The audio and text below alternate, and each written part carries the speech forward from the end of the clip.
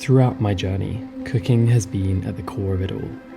It is how I interact with the world, my way of sharing and giving. The kitchen has always been the heart of our home. It's where we talk, argue, discuss and deliberate.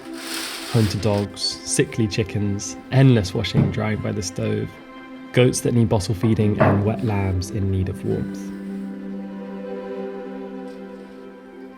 Every corner is piled high with books, plants, and an ever-growing collection of plates. It's where I spend my days and nights, with pots bubbling away and pans sizzling, leaving behind a trail of mess and destruction that often has me in trouble.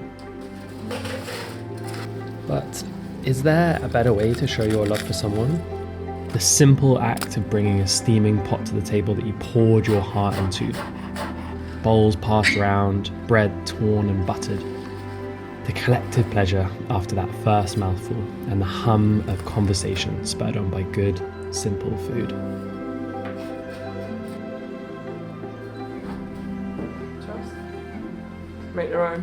You kind of have to with that. Yeah.